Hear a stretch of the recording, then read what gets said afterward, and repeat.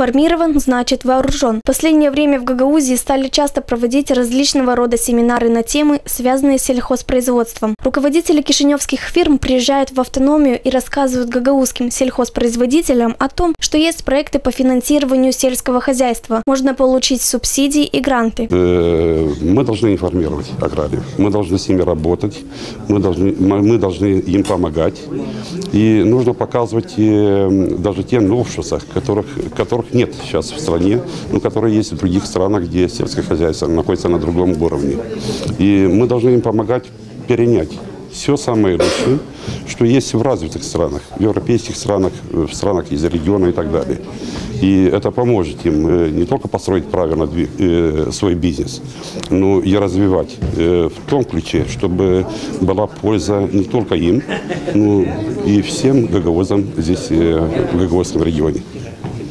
Проблем в отрасли сельского хозяйства Гагаузии еще много. Например, местный консультант Национального агентства АКСа в селе Баурщи Илья Курдогла посетовал на то, что в его населенном пункте резко снизились площади виноградных насаждений из-за отсутствия реализации выращенной продукции.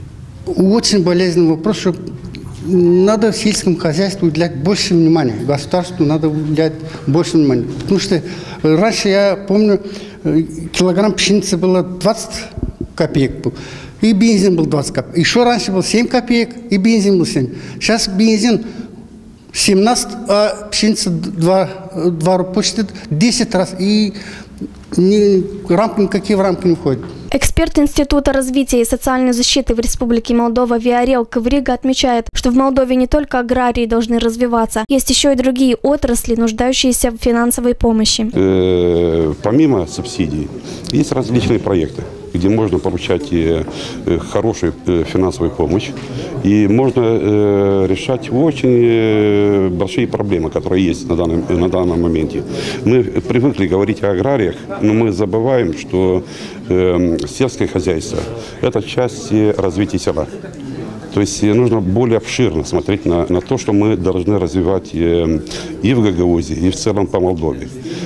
Помимо того, нужно понимать, что сельскохозяйственный сектор не он единственный здесь в Гагаузии. Есть нормоаграрный сектор, который тоже важен и который должен быть построен. Участниками семинара были руководители сельхозпредприятий и соответствующие специалисты агропромышленного комплекса Гагаузии.